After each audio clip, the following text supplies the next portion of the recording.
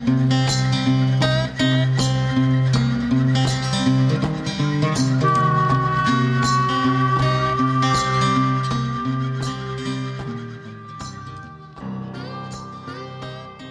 you for tuning in to this episode of Amaazen Outdoors. This podcast is being presented by Uplnd Outfitters, home of the Relentless pants, man. Those things are awesome. I had them out this week, and I pretty much, since I started the partnership with Jason, have been wearing those pants out anytime over the summer here where I had to do any work at the farm or dog training. I've even had them on the boat a little bit. They are tough as nails. I have yet to see a pull 'em thread. I've been in some nasty briars. They really held up a lot better than I thought. I can't recommend them enough. Hunting season is around the corner. Make sure you use discount code Amaazen, and I believe Jason is still offering 20% off on the Relentless pants. So pick up a pair before hunting season is upon us, and you're out in the woods with a pair of ripped up pair of pants and sweating, unnecessarily, because Jason's pants and the Relentless pants are top notch and breathable, light. So you're going to want them this early season. Make sure you get them now. I also have a quick announcement. We've got another kind of temporary partnership with Chippewa River Custom Rods. Tom is going to be offering 10% off with discount code Amaazen 10. Amaazen 10, and it's all caps. If you decide to call him for a custom rod, just make sure you tell him that you heard about custom rods on Amaazen Outdoors podcast, and he will make sure that you get hooked up with a discount. All that information for both sponsors and partners are going to be in the show notes, so please support the podcast and these great companies. They are really good partners for the podcast, and I would like to see our listeners support them as well. So look them up, Uplnd Outfitters and Chippewa River Custom Rods. Enjoy today's show.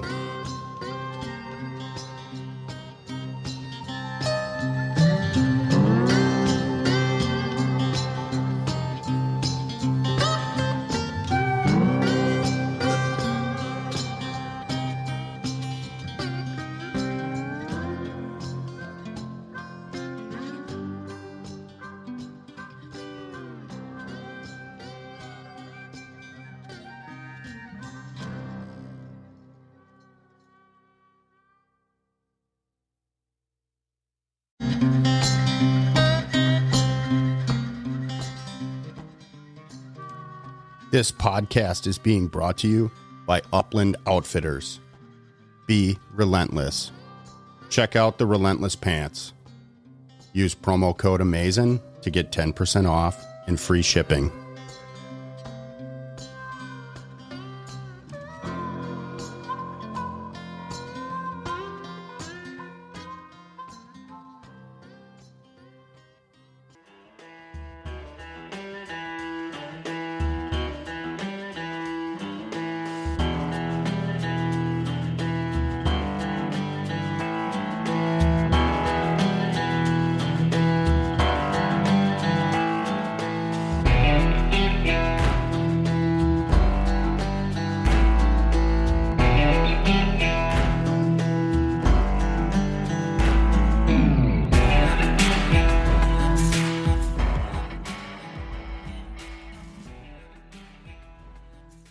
This is your host, Brian, and this is another episode of the Amaazen Outdoors podcast.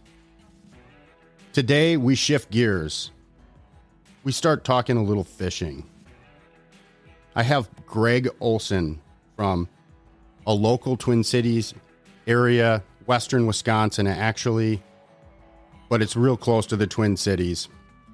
Kiap-TU-Wish, I can't pronounce it. Sorry, Greg. Anyways, Greg is the chapter president for this local TU group. listening to some of the unique things that we have here in western Wisconsin, and specifically the Kinni River. And it's got some issues going on, so we're trying to shed a little light on that. So enjoy the episode.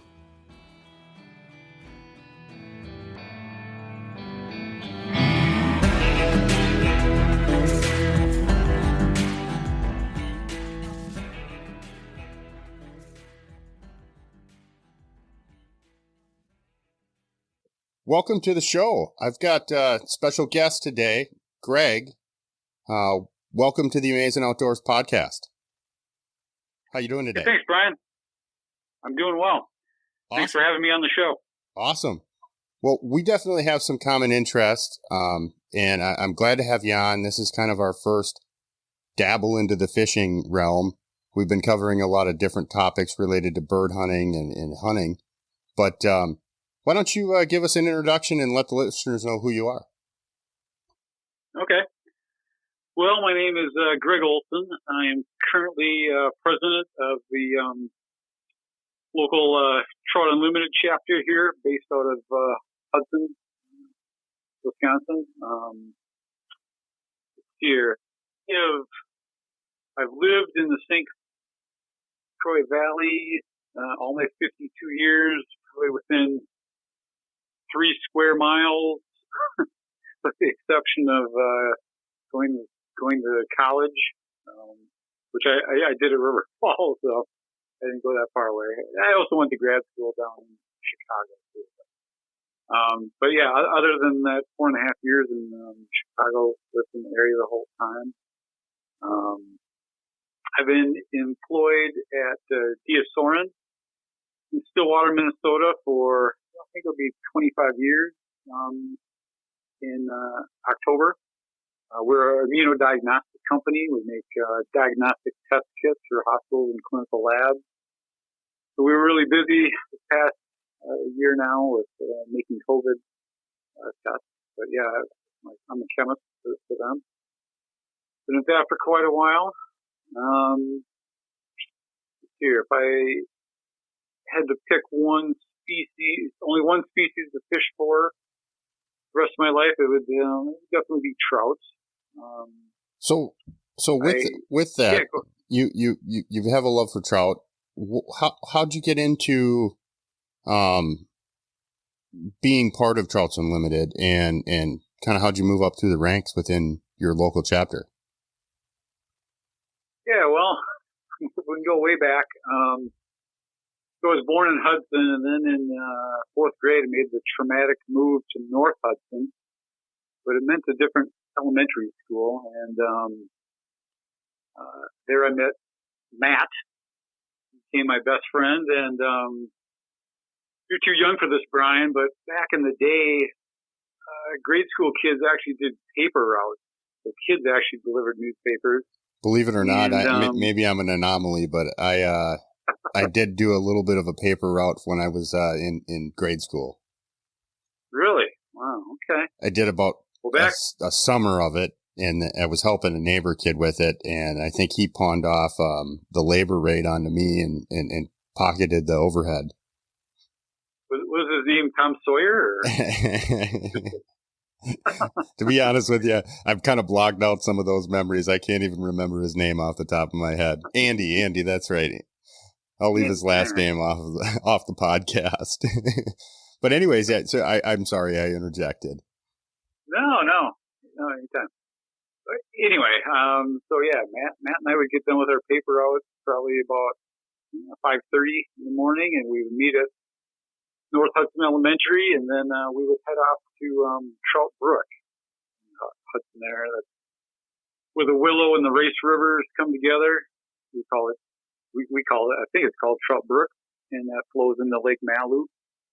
So yeah, every day during trout season, we would head off there. We kept our spinning rods and our paper bags and head off to that and fish. And we'd fish till about 9:30, and then at 10 o'clock back at the grade school, we always had a standing baseball game. So, that's what I did all the way through junior high.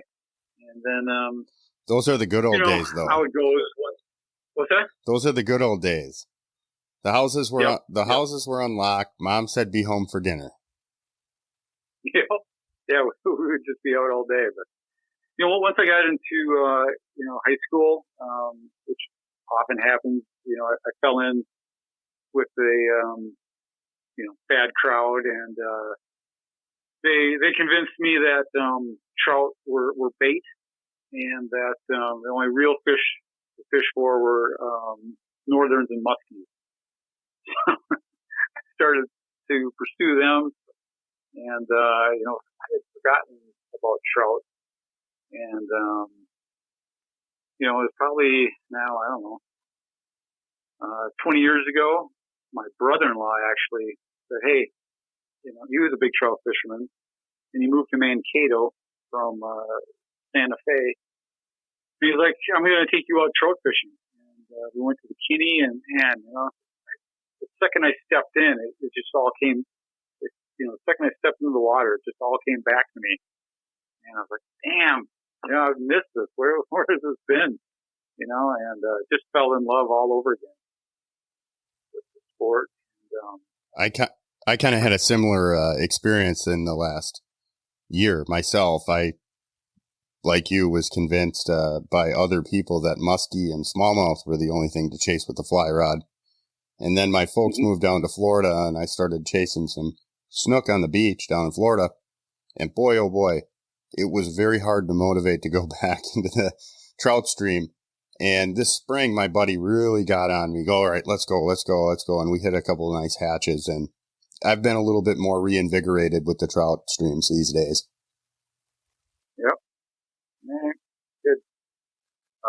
But yeah, and then, one day I was Cub Scout leader of my son's troop, and the Kiap-TU-Wish Trout Unlimited chapter had recently done some rehabilitation work on Pine Creek, south of Maiden Rock there. And I found out that they were looking for volunteers to reseed, to collect prairie seed up on the bluff there, bring it down to the creek, and reseed that with native prairie seed. Like, oh, it's a great service project for our group. And while I was doing that, the president of the chapter, Greg Beadle, came up to me and started talking to me and asked me, he basically invited me to a chapter meeting, and I was involved in the chapter with volunteer projects and stuff like that, and got invited onto the board. And just past year, then the outgoing president invited me to asked if I would be if I consider being president. They said I would, and here I am. How does that all work with the local chapters? I mean, do you, is there kind of a vote-in process with all the members in the local chapter, or is it done by board level? We have a vote, and ask for nominations, and then the chapter votes. Yep. Very neat, very neat. Yeah. But, so you love trout. You'd love to fish trout the rest of your life. Have you pursued other species with a fly rod? Yeah, I love fishing for smallmouth bass on the St. Croix. Live in Lakeland, Minnesota now, a couple blocks from the St. Croix, so still enjoy that.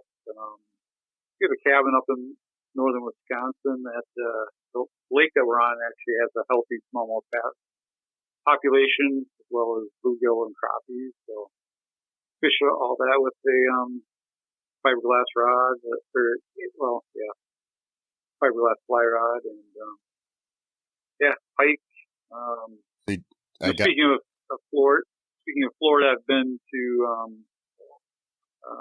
the Bahamas and Cayman Islands, and I really enjoy fishing for bonefish and permit with the fly rod too.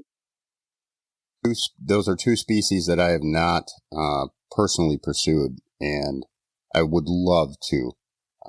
I have a free place to stay in Southwest Florida, walking distance from the beach. We're got some of the best fishing around down there, so it's kind of hard to go anywhere else right now, but it's definitely on my list. I think you would really enjoy it, because it's a lot like hunting. You're trying to see these bonefish before they see you, and you're staying low, you're stalking to within casting range. And, I think you'd really like it. And then, I think they're supposed to be the fastest fish on the flat. They're designed to outrun sharks. And, you will see the backing on your spool in about 2 seconds flat. It's amazing. Well, I can count on both hands how many times I've actually seen the backing that a fish is brought out of my fly reel. It's usually a little rare. Every time with a bull. I believe it. I'm a little bit of a telephone pole kind of guy when it comes to bigger fish or powerful fish. I tend to, overweight the rod a little bit, and it's more for, my own personal mental issues. I want to be able to throw the fly as far as I can, and in my mind, I've got, the 9 weight is going to be better than the 8 weight. So, I tend to be able to, horse a little bit, some of the bigger snook I get down south. And, we do the muskie thing on the St. Croix, and very rarely you have a muskie, it's more of a hand to hand, fist fight kind of deal with a muskie on a fly rod. So, right. You really got to go south and get into that saltwater to really experience some of that. And it's been on my list of thrills to seek here in the near future. Yep. And, the nice thing about bonefish is, present the fly without spooking them, and make with a reasonable, representation of a shrimp or a crab. They'll generally eat, whereas permit, they're so frustrating. I believe it was Thomas McGuane that said permit is the reason why rum was invented. They know you're there, and they just ignore you and keep eating, and I don't know, move out of the way or fly. They're pretty nasty. We've got some big. They're mean. Yeah, we've got some big permit with conventional tackle on wrecks out in the Gulf.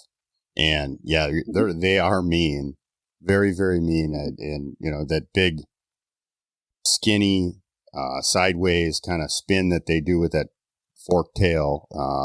Jack Crevalle are very similar in that body shape. And man, oh man, pound for pound, there isn't a stronger fish that I really know of. Bonefish are pretty strong, but they're fast. They'll run, and from what I understand, after the first run or two, it's kind of over. Permit, it's a little bit more of a play with, you just have to, they don't seem to give up. They keep going and going. Yeah. Cool. So I guess, kind of leading into some of today's discussion topics,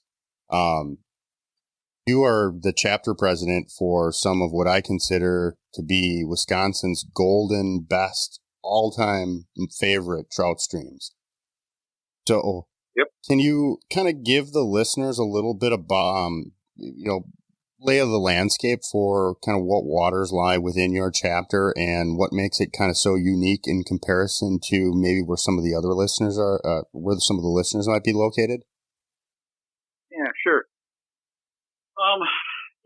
So we're at the northernmost part of the Driftless region. It's the part that didn't contain any drift, which is, the material that the glaciers left behind.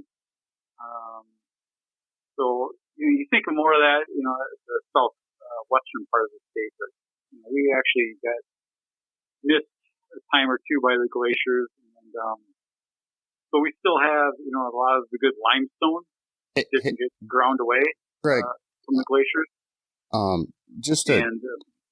Greg, just a quick question. Sure.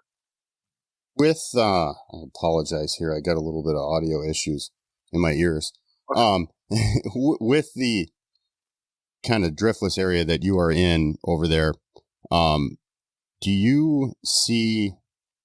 I don't know if you know any of the geology history on some of that, but do you know anything about Lake Grantsburg that originally existed in northwest Wisconsin? And did any of the kind of area that you guys have within your chapter, was that any of the drainage from Lake Grantsburg? Yeah, tough question. Yeah. And I know you're not a geologist or you work for the state DNR, you're a chemist by trade. So I was just kind of curious if we recently interviewed a biologist for sharp-tailed grouse and talking about the Northwest Sands kind of in the Grantsburg area and kind of that you just kind of look at the topography there and one drives through the area and you can just see these big old drainage valleys or coulees as they're referred to over there. And I know what you're saying. You're kind of on the edge of the fringe of what is considered the driftless, the heart of the driftless, where there was actually no glacial till. But these bottoms of these creek beds didn't see any great glacial till. It was just kind of the top ends of these bluffs, correct? Yeah. Well, I mean, so it didn't wear away the limestone. So we were covered by ocean at one point. So we've got all the crustaceans, the limestone built up over time, and so everything. My understanding is everything was at the level of the bluff height, and as the glaciers melted, they didn't get down this far all the time, and so they didn't grind away those. What is now the bluffs, but then as the glacier melted, all these rivers formed, and it just eroded, down through those that softer limestone and sandstone, to make the river bottom, and that limestone provides a good buffering pH for a lot of the plant aquatic vegetation. And then all the trout food, they all have the exoskeleton, and they're using that dissolved carbonate to make that skeleton. So, it's an area that's really good for food for the trout, and that limestone and sandstone also makes for really good springs. It's able to percolate that rainwater through and release it slowly. So you got those two things in combination, and you wind up with some really great rivers. And, I'm not sure if it's still the case. I think so, but I mean, the Kinni River, in River Falls, is for trout per mile. I mean, I think that is the best in the state. Yeah, I think at one time it was listed for maybe 9,000 trout per mile. Yeah, yep. And I know the Rush, which is very close in stature, I think it may parallel a little bit from I think the Kinni actually gets a little bit more recognition than the Rush, but I think the Rush has roughly 4,000 or 5,000 trout per mile, at least the last time I looked. Yep. And then you got the Trimble in between. That's a really good trout stream. Our chapter's been doing a lot of projects on that, improvement project. That just keeps getting better and better every year. It's amazing. Is it County S? I can't remember the county road for the Trimble, but anyways, I was just south of County O. County O, that's right. Yeah, I was just south of Highway 10, and I know you guys have done some work in that particular area, and it looks wonderful. And the trout fishing has gotten a lot better. At least in the short term, it goes in those ebbs and flows as we've discussed in the past. But The restoration project you guys did in that area. I can't remember what the little creek is that flows in there, but anyways, that particular stretch is fantastic in comparison to what it was. It was, box elder covered stream that was prone to beaver ponds and very little trout in there. Yep. And then, we've done, projects on, Pine Creek, just south of Maiden Rock on County A there, and, Plum Creek in, Plum City. That's really nice now. We completed a project there. Did you? I'll have to get down there. I actually was in, I think the River Falls paper about 8 years ago. One of the journalists was out dinking around and he saw us trout fishing on opening day and came down and took a few pictures and wrote a little story and we made the paper. But I love that little creek. Yep. That's a good one. Yep. So can you explain to the O'Galley in Spring Valley? That's another good one. Yeah, we go on. I mean, a ton of great water.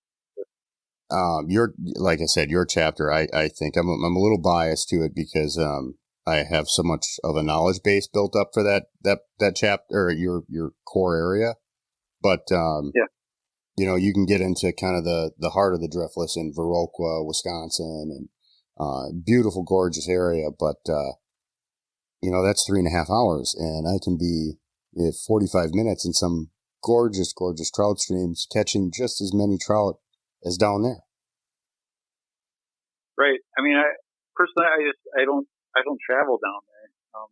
Because, like you said, I mean, in 15 minutes I can have my boots wet on the Kinni. I think it's just as good. It's a little bigger water, and it's like, some longer casts or whatnot. Or I mean, we also have just the small water too. So it's a really good combination. I love it.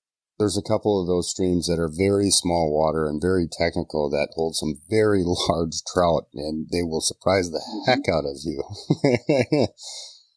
Yep, that's true. So, can you explain to the listeners what a habitat? Like I said, we've been discussing habitat for bird management a lot, and I've got listeners all over the country. I mean, in places where there isn't trout streams like we have.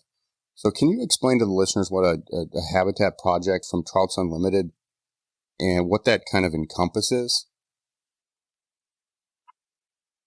Well, yeah, I mean, it's a loaded question, I mean, you have a lot of variables that play into it, but there's some similar components that go into it, kind of, like one might manage a piece of property for quail. There's components that have to be involved in order for quail to exist there, much like cold water trout streams. There's got to be bug components and all that kind of plays into the landscape and the dynamics on how that stream flows through the landscape. Yep. Every stream is different.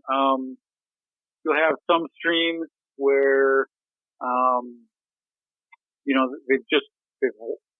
they've washed out. They've gotten a lot wider, and slower then, and that's going to result, of course, in warmer water, which is an issue when we're talking trout. We might, the DNR will be doing most of the heavy lifting, but, there's ways you can add structure, logs and rocks and whatnot to narrow that. We've developed, there's a guy, Lauren Haas, in our chapters developed something called arrow structure. It actually basically creates like a pinch point and really narrow. Did he have some work to do of the stream? Did he do some of that work on the trim bell? A lot of it has been done on the south fork of the Kinni and Plum Creek. Okay. I'll have to go check that out. I know what you're talking about, though. That pinch point creates a fast-moving area, which typically holds a plunge pool below it. Yep, exactly. And that it'll speed up that water and flush all the sand out of there, down, back down to the cobble and the rock. Or, you might have, some really steep banks in a corner that are just constantly eroding away, as they get undercut and the whole thing just collapses. So a lot of times they will kind of knock back the bank, and, they've got a particular angle that they prefer. And, that way, the next time it floods, it's able to kind of go up and over easily, the stream bank instead of just cutting away at it. And then, when it drops, it, goes back into its original bed without, gouging away at the bank. So you use that technique. Is there a rock component to that?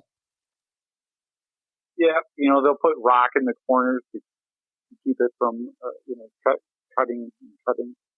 Yeah, because I see in a lot of the Trout Unlimited areas, there's very large limestone, square kind of limestones put in these corners in a kind of a maybe 3, 4, 5 of them, and it creates that kind of deep hole on that bank, as well as an easy access for the river to overflow without eroding it. Right. Yep. And then put some of those giant limestone boulders in the middle of the stream as well. Again, it scours out below it, provides habitat. They might put in logs. We used to use, you remember the lunker structure? They would kind of tuck those in underneath the bank. Yep. They're kind of getting away from that. They tend to fill in quite easily. But, sure. That's kind of what I was thinking of, is that kind of lunker structure where they use kind of that sharp turn in the river and some big limestone on the corner. And like I say, it creates that hole. But I can see where too that, with all the silt and sand that ends up in some of these rivers, where it will get filled in over time. Yep. Yeah. But like I said, every project's different, but that's a lot of the techniques that they're using. So I know your local chapter has a few initiatives or long-term goals, and they're kind of surrounded around particular issues around the Kinni River, and specifically with some dam issues.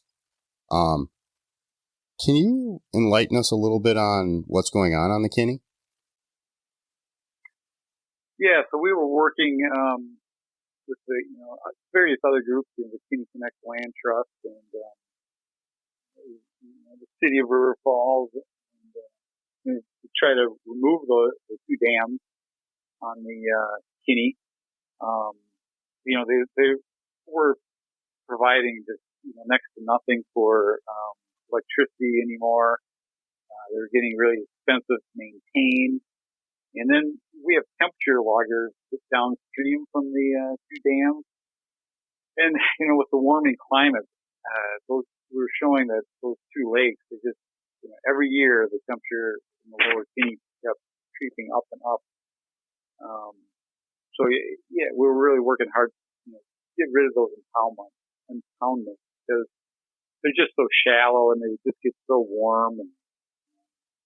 And then, lo and behold, last year, June 27th, 28th, we had that big flood, and it damaged the lower dam that was holding back Lake Louise, and they decided they would have to just open up the gate and drain it, because they were worried that the whole thing would blow out. And so, yeah, that happened earlier than expected. It would have been nice to do it in a bit more controlled manner. There's a lot of sand and silt. It would have been nicer to take a slower approach.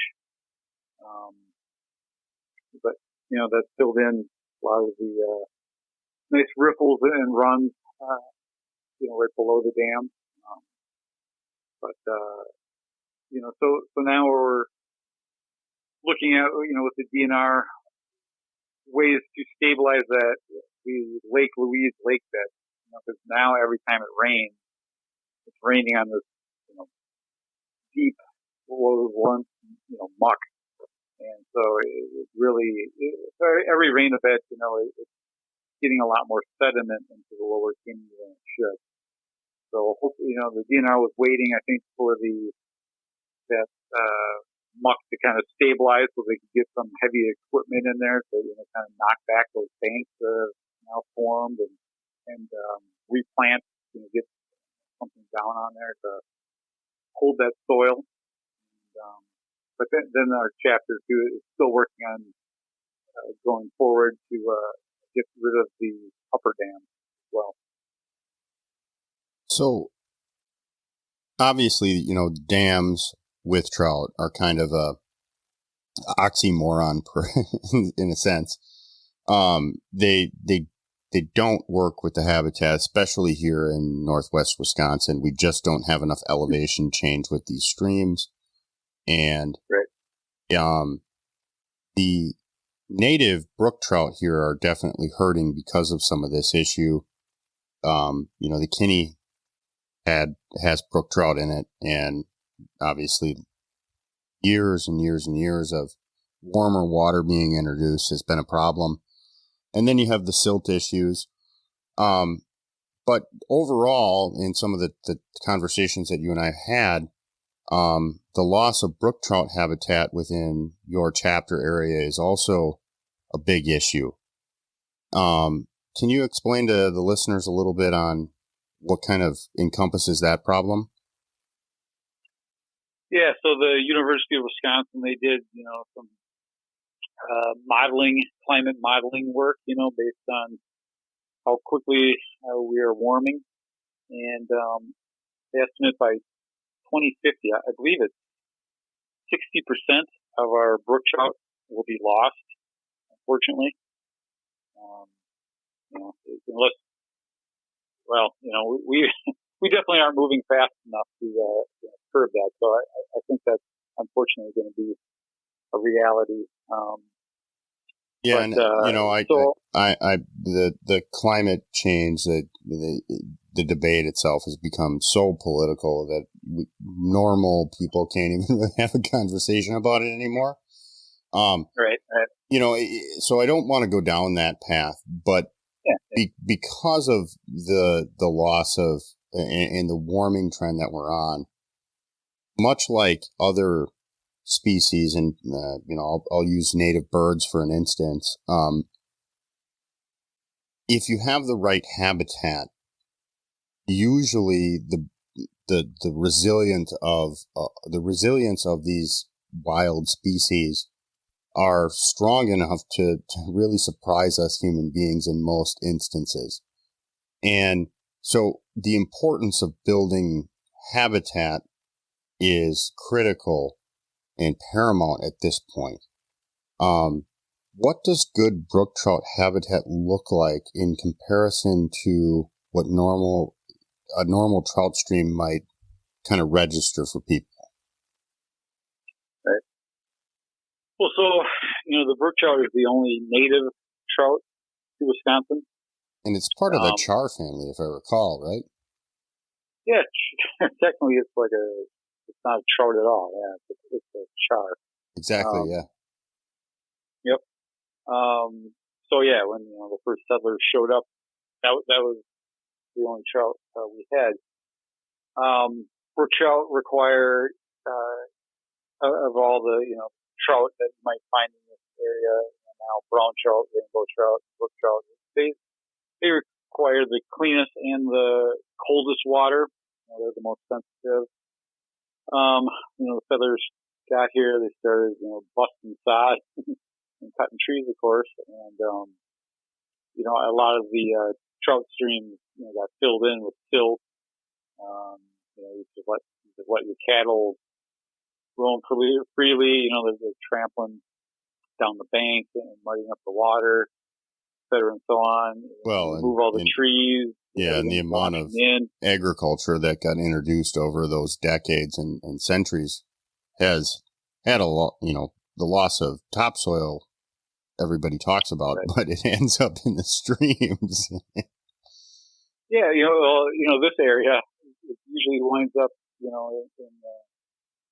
St. Croix or Mississippi. I mean, they're talking now that they're going to have to dredge in the entire Lake Pepin because of it's basically all the trout streams and other, warmer water streams. But, Lake Pepin is filling up with sediment. It's all topsoil from the farm. But, so anyway, I mean, and that's why, brook trout brown trout were introduced. Some of the German settlers and whatnot, they missed their, brown trout. But, what the DNR back then, whatever it was called, hatchery managers, they started stocking brown trout because they could tolerate the warmer temps and the dirtier water. Today though, a lot of our restoration work, we try to undo, the damage that was done. And, for brook trout, a lot of times you're concentrating in the headwaters, where the spring is actually emanating from, because that's the coldest water. Yeah, sometimes it's water usually.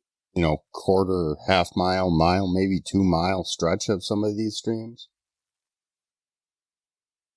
What was that? I said sometimes it's an extremely small stretch of these streams. It could be as little as a quarter mile, to a couple miles. Yep, exactly. But so, the DNR, they've identified, some brook trout stronghold, and we're working with them to, come up with projects that try to favor the brook trout too. There's different structure that they like compared to brown trout. It's like a woodier structure and not maybe as deep. There's some streams in the area that not only the headwaters but the entire length of the stream pretty much it's got such good strong spring flow that temperatures are optimum for brook trout throughout. So the DNR has really been targeting those to make sure that we have brook trout for future generations. So when you do these projects, are they done on mostly fisherman access kind of easement properties, or are they done on private lands, DNR lands, state lands? What kind of land?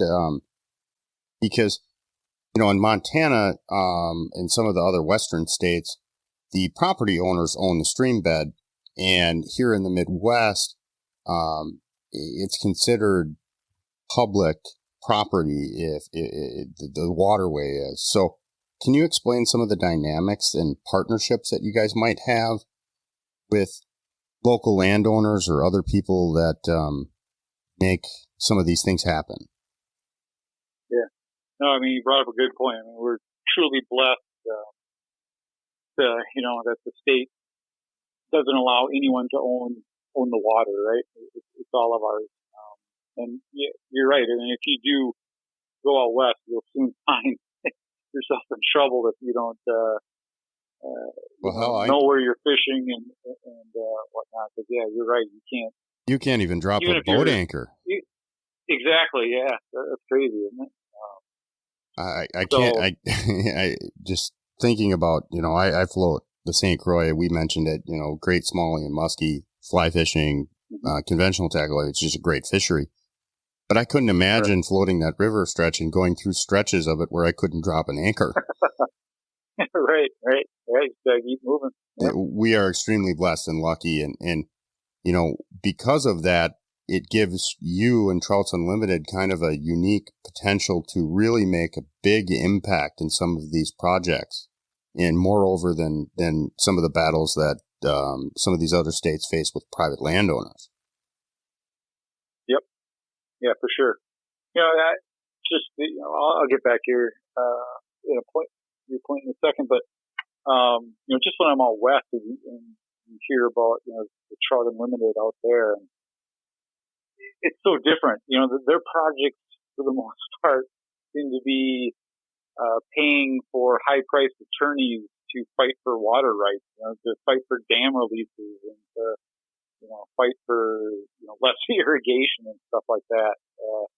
Whereas we're it's so different. Whereas we're kind of boots on the ground helping out the DNR with these projects to make even more trout water. So yeah, it's really different. But to get back to what you're asking, like what the dynamics on where the DNR is working.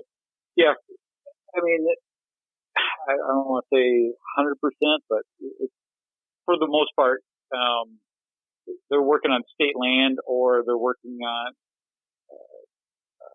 projects where we've got, they've got easements with private land owners, because the work they're doing, they want the public to be able to use that. So they're not going to be doing, some parcel that's completely landlocked, private property, which and the owner's not going to let anyone access. So, yeah, that's a very good thing. So how do you go about, say, and I'm going to kind of tease a little bit of an episode that I hope we get on the podcast. I actually talked to Casey earlier this week, and she agreed to it, but she's really busy with work right now, so she's not going to be able to come on until June. But so you guys are working with the DNR on Katy Creek for brook trout restoration project.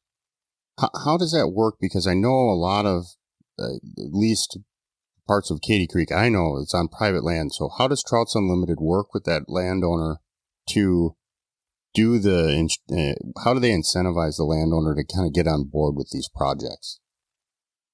Yeah. Well, the state sets aside money for easements. And so, the DNR, if there's a stretch that needs to be rehabilitated and shows good promise, good fishable water after the project's done, then they will approach the landowner and they will get payment to allow easement and public access on their property. So yeah, it's monetary. But a lot of the owners really, once the word is out that we've been doing such a great job, that they're coming to the DNR asking to, hey, come work on my stretch, and it's, I'm sure money's still a part of it, but yeah, they really like the results that they're seeing. Well, and we've talked to other guests on the podcast about habitat projects, and again, related to birds, but where some of these organizations for bird habitat management are having success are really where they can get hand in hand with local landowners. And those local people actually are the ones who actually see all the benefit from the habitat work. So, like you talked about, the big national projects for Trouts Unlimited, yeah, they're spent on lawyers and, these big kind of national political issues where you guys are spending a lot more time with boots on the ground. I was just kind of scrolling through some of your news and events for the local chapter. I mean, you guys have monthly volunteer, boots on the ground days where you're out there working on stream work, I believe monthly, correct? Yeah, all winter long, and we've got a guy, Randy Arnold, in our chapter who organizes these work days all winter long. There'll be cutting box elder and other stuff out of the stream, and it's good work in the winter because then you can create these big piles and burn them during the winter where that's woods on fire. So, yeah, and then, with the DNR, with they're doing the improvement project, and of course, in spring, summer, and fall. So, yeah, year round, we're helping out. Just kind of a random question because it just kind of came to me as you were talking here, but have you guys ever worked with any of the national kind of like Pheasants Forever groups or Ducks Unlimited groups? Is there any partnerships with them? I know a lot of these riparian corridors hold a lot of wildlife. So do you guys work in partnership with some of the other kind of groups similar to yourself that like Whitetails Unlimited and Quail Forever and Rough Grouse Society? Right. I know we've done some stuff with Pheasants Forever. I think on that upper trim bell. That would make a lot of sense, and that's kind of why I was curious, because I know that a lot of the areas that you guys, some of the stream, it has a really good quail and pheasant habitat potential. So I was kind of curious. Yep. We've been, I think, Pheasants Forever too. They've been having like a youth day, I think, out by the trim bell there, and we've come out and helped them with that. So, yeah, it's been fun. Awesome. I really think there's a lot of success long term with you guys collaborating with other groups that have buy-in, that have the knowledge and the surrounding property, because what you do for the water affects everything around that needs that water. Yep. No, absolutely. And if we can get, groups like, Pheasants Forever that, help us out, spreading the word about, leaving buffer zones and leaving ditches alone and stuff like that. I mean, that really helps, keep the runoff down, and the first benefits pheasants and other bird species too. So, yeah, we should even do more of that, get that synergy going with different groups. So, yeah, I couldn't personally urge it enough. Yep. So, in kind of wrapping things up today, speaking of Pheasants Forever and talking about bird hunting, do you have any other outdoor hobbies outside of your love for kind of trout fishing and fly fishing? Yeah, I do enjoy rough grouse hunting. Other outdoor pursuits, I like to cross country ski in the winter. Mountain bike in the summer, like hiking. We always do at least one Boundary Waters trip. Love going up there. That topwater smallmouth bite with a fly rod and a popper. That's a heck of a lot of fun. I love doing that. It's a blast up there. That's that's actually some of the area that kind of got me hooked on smallmouth. My brother worked by Crane Lake, and there's just beautiful smallmouth lakes up there. Yep. That's awesome. So real quick, you mentioned rough grouse. Do you have a dog? I've got two dogs. They're both one's a lab Springer Spaniel mix. I think he would do all right hunting. The other one is a Dalmatian boxer mix. That's an interesting one. Squirrels. I'm not sure much of a hunter he would be. I had two AKC labs before these guys that I used to hunt with. I haven't trained these two guys. I'm not sure I don't think they would do too well. But it's a lot of work. It's really cut into my trout fishing time. I'll be terribly honest with you. Yeah, I had those two dogs, Butch and Sundance, that two labs before I had kids. And I love the names, by the way. Oh, thanks. They lived to 16 and 17 years. You must have taken really good care of them then. Yeah. Like think so. But yeah, then when they died, still having young kids, yeah, I was like, wow, let's let the kids pick out some dogs from the shelter because I don't have time to train dogs anymore. So, Well, and the attachment that you build with those dogs through all the training and everything else, it's a tough thing to go through. I'm kind of dreading the day that my oldest dog, she's kind of my best bud. Yeah. It's just, I know it's going to be devastating to me, and people are going to look at me nuts but I've spent a lot. Sometimes I think I spent more time with that dog than my wife. And, nothing against, I love my wife and God bless her. She lets me do all the fun things that I do. But, it's just, it's a tough deal. And I can definitely see with timing with young kids where one might not want to jump back into that right away. Yep.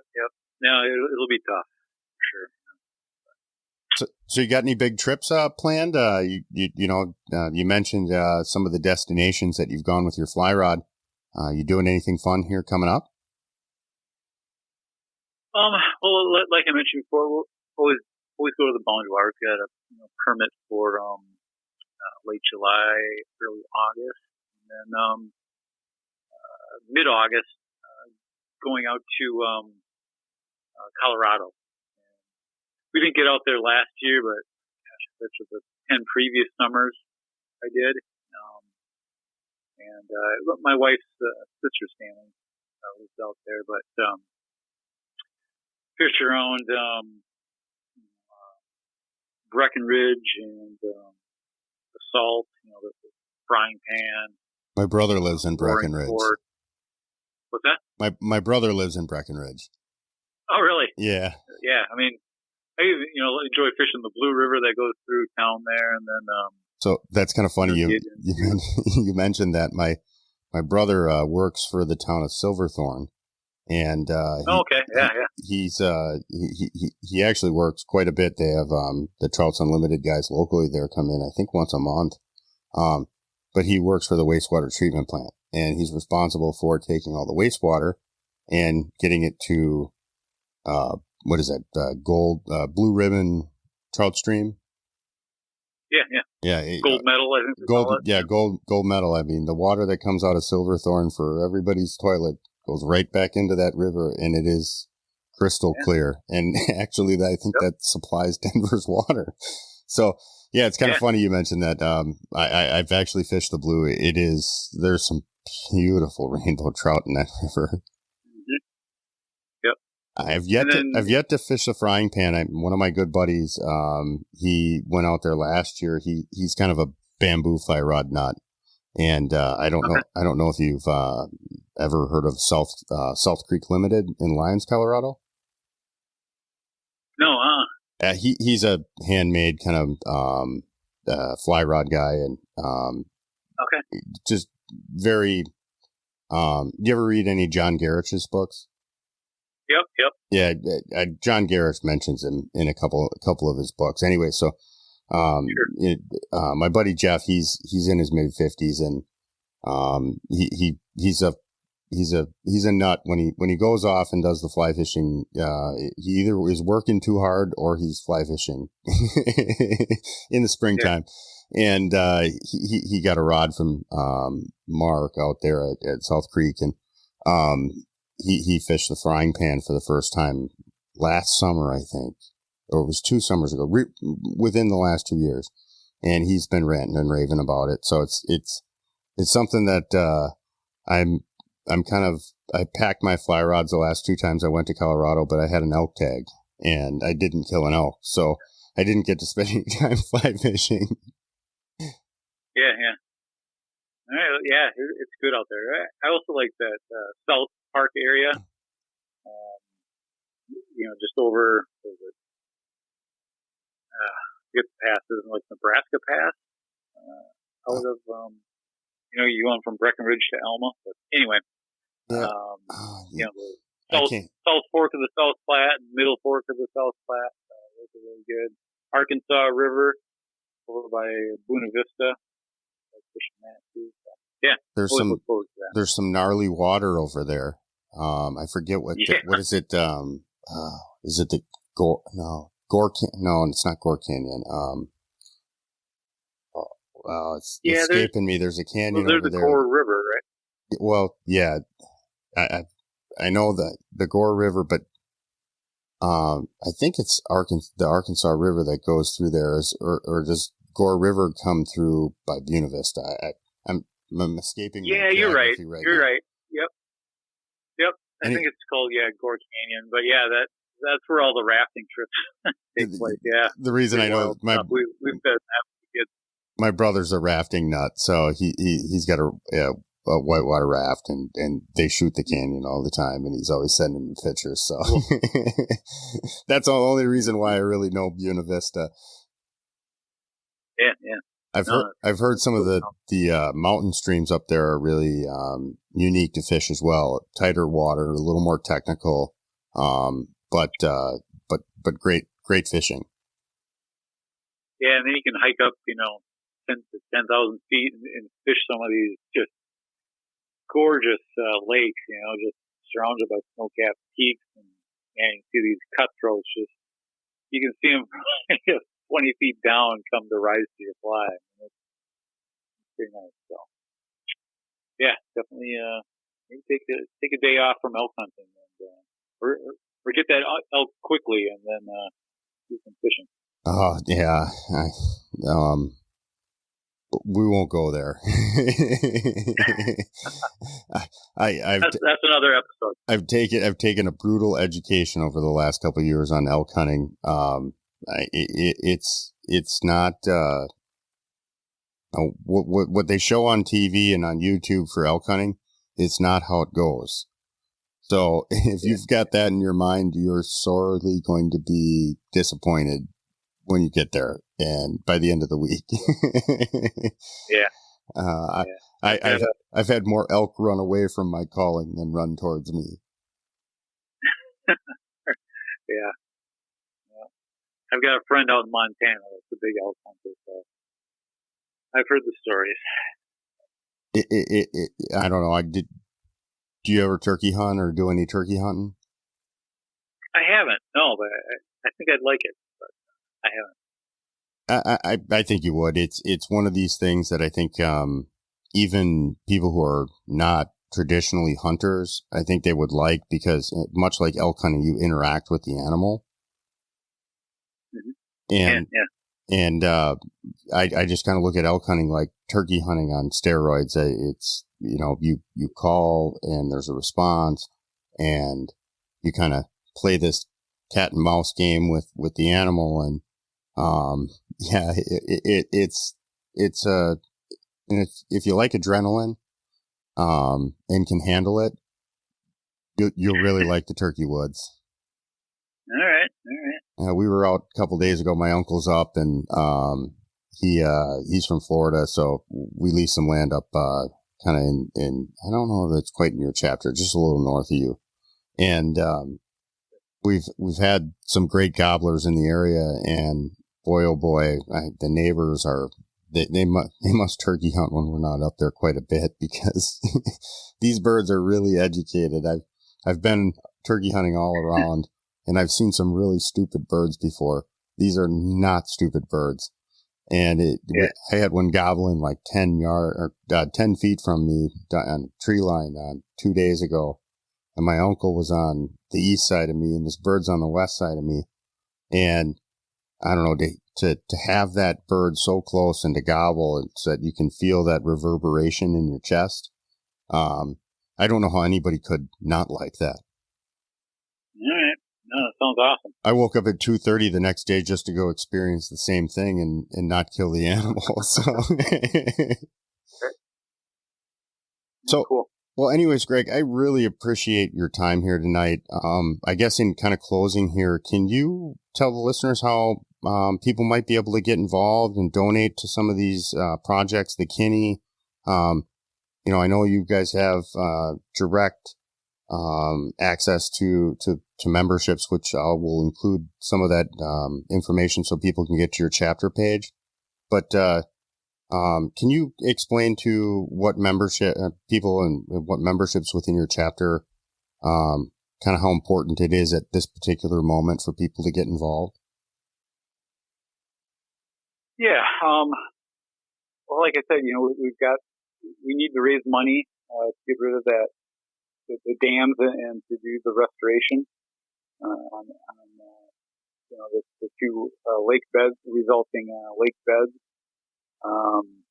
We've got DNR, we're helping with their brook trout reserve program. We need money for that. And just to maybe put it all back, I mean, I apologize. I called you a little late, but the reason was, my daughter called me up. She's a natural resource major at Stevens Point. She called me up and she's like, "Hey, Dad, I'm going trout fishing tonight." And I'm like, "Oh, yeah, really? Where are you going?" Like, this guy told me about Bloom Creek. It's supposed to be good. I'm like, "Oh, sounds like a good trout stream, and she's like, "Yeah, what flies should I use?" And, good caddis hatches going on around here. I guess I would, look for those and maybe start with that. And, personal first choice right now. What's that? I said it's my personal first choice right now. Yeah, for sure. But I got off the phone with her and I was like, how cool is that? That the next generation, is still interested in trout and cold water resources. And, I think that's what it's all about, making sure, my kids, my grandkids, and their kids, are still able to experience this great sport that we love. And so, yeah, definitely a worthwhile, cause for volunteer efforts and money. And so, yeah, go to Kiap-TU-Wish.org. KIAPTUWISH.org. And, there's, toward the bottom, I mean, there's a ton of great information on there about, about the trout streams in the area. Oh, it's actually a really great resource. I've actually kind of poked on a couple times now over the last few weeks, and I'm really impressed with the amount of information that you guys have available on the site. And thanks. I will make sure that I include a specific link to the page, and then also below that how they can either donate or join your specific chapter. There's buttons right on there. Yep. For that. And like much of these other, let me rephrase that. Like a lot of the other different chapters of whatever different habitat group and cause there is out there, the importance of joining at the local level. I assume that reigns true with Trouts Unlimited, that if somebody joins your chapter through your website, the money stays within your chapter and doesn't go to all these lawyers fighting dam projects that aren't locally recognized in western Wisconsin. Correct. You're correct. Yep. Okay. Yep. I wanted to make sure. And one question I do have in closing, and maybe we can kind of tease another, I'll have you back here in a couple weeks, a couple months, whenever it works with your schedule. Is Trout Unlimited and in your chapter specifically doing work today that you would consider different from what a lot of the other groups are for this kind of R3 initiative for retention and recruitment and all this stuff for kind of the next generation, like you touched on with your daughter? What I've found with a lot of these groups in hunting and fishing, it's so traditional, especially at the family level, that people who have not been exposed to that, or single parent, maybe a mother with a couple kids went through a divorce and dad moved out of state for a job, and she's got primary custody and doesn't have the exposure to get these kids into the outdoors, regardless of whether or not it's hunting or fishing.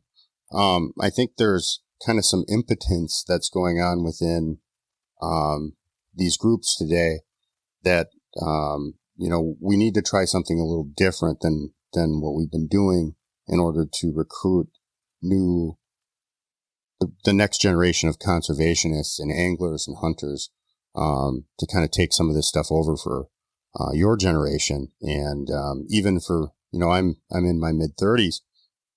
I don't see a ton of guys my age involved in all of these groups. So is Trouts Unlimited doing anything different? And do you think we can have you on to talk about anything from a podcast perspective on what you guys are doing? Yeah, I'd love to talk some more about that. And you're right. I mean, we've really, other than last year, because of COVID and banquets were and non-existent. wanting to be outside. Yeah, I mean, last year was an anomaly, but other than that, Oh, sure. I'm sorry. I thought you were talking about memberships, but with people wanting to get outdoors and kind of this resurgence of people, because we were all locked down, everybody was looking for something new to do closer to home. Right. Yep. But it still didn't kind of fill the void that new hunter recruitment is not. And fishing, I think, to a certain extent, is not working at a pace that we need it to today. Yeah, I mean, like I was saying, other than last year, I mean, the license sales continue to trend downward for both hunting and fishing, just because, unfortunately, I guess the people that are doing it are dying off, right? I mean, as they get older, unfortunately. So we have a diversity committee, and we're working hard to recruit female members. Half our board now, I think, it is female. We've got a youth trout camp, that we help sponsor. We've got a Stream Girls program that we're trying out this year, getting Girl Scouts involved in fishing. We have 10 Trout in the Classroom programs. We're, introducing these kids in the area grade schools. I mean, they're raising trout fry from eggs, and then they're releasing them in the Willow River. Yeah, I was just out to one of those events here in the Twin Cities, and not only do they raise trout and release them into the river, but they learn about all the bugs, and they do water samples and do sampling for what kind of bug life is in the river, from mayflies to halgamites and everything else. Yep. No, it's just an awesome program. And then other than last year and this year, COVID, we can't do it, but we usually hold a fly fishing clinic in River Falls. Our chapter is sponsoring like a mentoring program. I mean, for any members or non-members, hey, you drop us an email and we'll hook you up with a mentor. One good thing about last year was a lot of new people got out there in the stream, but unfortunately, without instruction or anything like that, without a guide, they're gonna quit. Just kind of out of frustration. So if we can help them with the learning curve, help them have some success, and hopefully they stick with it. So, it's definitely something that we're taking seriously. Well, we'll have to talk after the podcast or within the next couple of days here about me potentially donating some time here from, the guide business.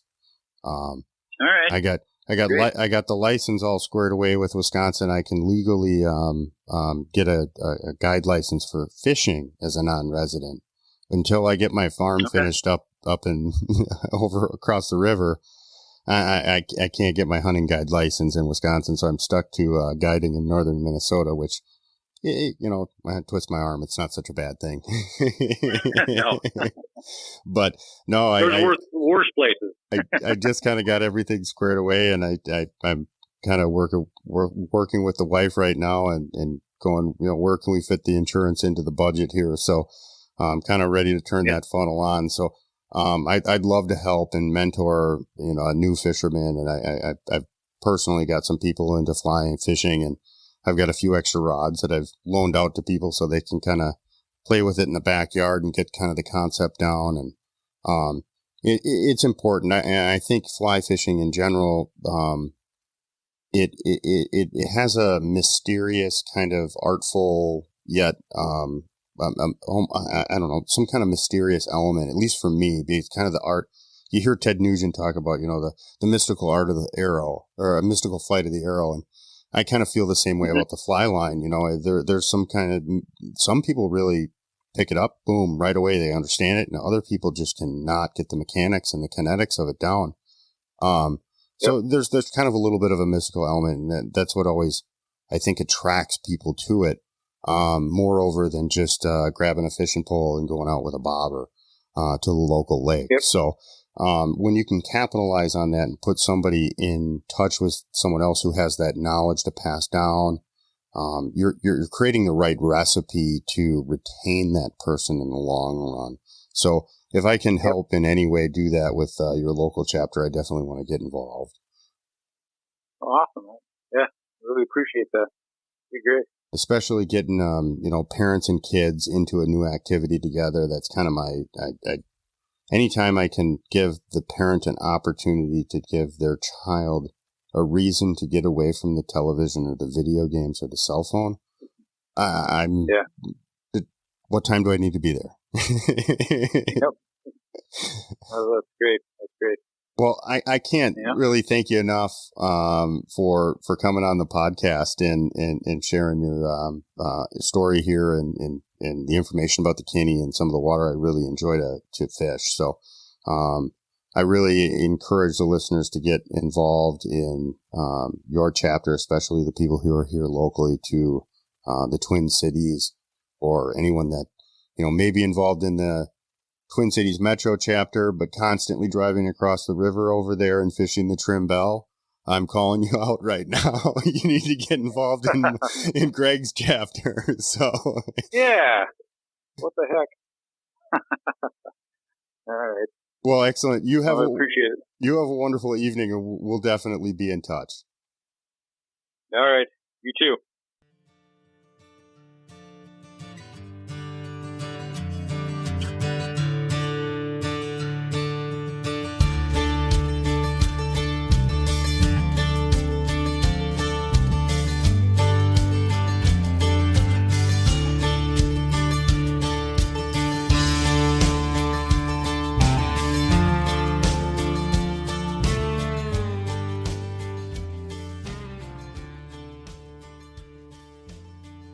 Thank you, everybody, for tuning into this episode of the Amaazen Outdoors podcast. Just your friendly reminder, join your local conservation effort. I know I'm been a hound on some of this stuff, but it is paramount with what we are facing today from all different angles. So make sure you're doing your part and get involved. And please share, tell a buddy. Want to get this podcast out there. So I appreciate everybody who's been listening. But if you could share, comment, that'd be great. You guys have a great day. And God bless America.